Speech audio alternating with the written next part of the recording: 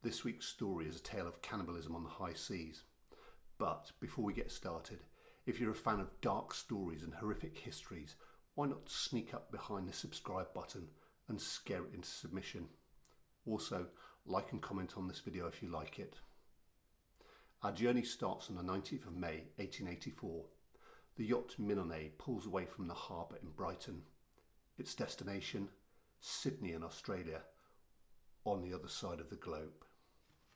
But why was the ship heading there? Well, it's simple. A short time earlier, a businessman had fallen in love with the yacht and he bought it. But there was one problem. He needed to get the yacht from England to Australia. He needed a crew. Step forward one Richard Dudley, who answered an advert. He brought with him a crew of 3. First mate Edwin Stephens, crewman Edmund Brooks, and a young 17-year-old named Richard Parker, the cabin boy.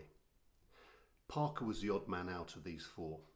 At only 17 years old, he was younger by far than the rest of the team, and he was inexperienced.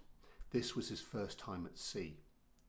Excitedly, after being chosen for the journey, he went to tell his father, but Richard's father was outraged.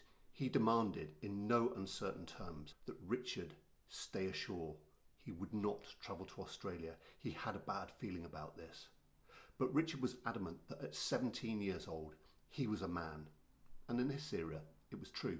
Most children left school in their early teens and went out to work. Grudgingly, Richard's father allowed his son to join the crew. On that fateful day, the 19th of May, 1884, families lined up to wave off the crew, including Parker's family. Richard's father still had that horrible gut feeling, which I'm going to reveal to you. The first few weeks of the journey were uneventful. As the ship moved south heading towards Africa, they encountered stiff breezes and warm, balmy days. Often, the evening times found the crew sat on the deck, sharing stories and wine, one person guiding the ship, while the others chatted amongst themselves. But several weeks into the journey, everything changed. A cold breeze cut in from the Atlantic, and the ship was soon battered by huge waves. At some point, a massive gale blew in and smashed the mainmast, which narrowly missed the captain. The ship, now lifeless without the aid of its mainsail, started taking on more water. It was at this point that Dudley decided there was only one course of action: to abandon ship. Between the 4 men, they gathered a small amount of supplies, wound down the lifeboat and clambered in.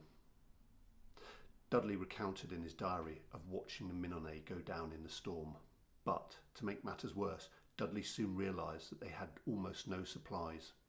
When they'd abandoned ship, they'd only picked up 2 tins of turnips. At some point, a tortoise swam past the boat, and the men managed to haul it on board and butcher it. They drank its blood to keep themselves hydrated and ate the meat. But soon everything was gone. Within a matter of days, Parker had turned from being relatively healthy into a gibbering wreck of a man. The rest of the crew recounted seeing Parker crawl up to the front of the boat, pointing at them and gibbering wildly in his insanity. It was at this point that Dudley decided drastic action needed to be taken. He suggested that the 4 men draw straws. The person who drew the shortest straw would be sacrificed so that the others would survive. That is, he would be eaten. But Stephens and Brooks complained. They said that Parker was by far the weakest of the men and that he should be sacrificed so that the other healthier crew members could live. Grudgingly, Dudley agreed with them. On July the 23rd, Dudley and Stephens moved to action. Stephens held down Parker, although there was no resistance, whilst Dudley pulled out a small pocket knife and opened the blade. He pushed it into Parker's throat, allowing the young man to bleed out. Allegedly, there was a moment where Parker's eyes briefly flickered open and he said, "Why?" before he expired. The 3 men were shocked at the amount of blood that poured from Parker's body, and once he was dead, they tried to wash it away into the sea, but this only attracted sharks who bumped the boat, trying to get in, trying to find food. For the next 6 days, the 3 men consumed Parker's body and drank his blood. On the 29th of July, Stephens was sat in the bow of the boat on lookout. He was chewing a piece of flesh from Richard's body when he saw something on the horizon. Within a matter of minutes, it became clear that this distant object was a boat. It was a German ship named the Montezuma.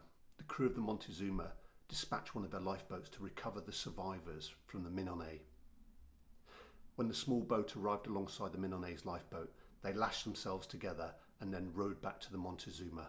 A few days later, the 3 surviving members of the Mignonette walked down the gangplank of the Montezuma onto the dock at Falmouth. Upon arriving, their first task was to give a statutory statement.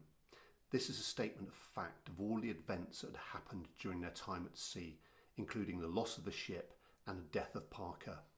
For some strange reason, Dudley assumed that there was a code or a rule of the seas that protected him and Stephens from prosecution.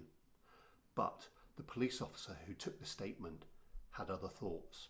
He quickly reported the incident up the chain, and Stephens and Dudley were arrested for murder. Brooks dodged arrest because he'd taken no part in the killing of Parker. On December the 3rd, 1884, Dudley and Stephens found themselves in court on a charge of murder. But this case split the country. Some people agreed with what had happened, others were horrified. A sentence was quickly passed.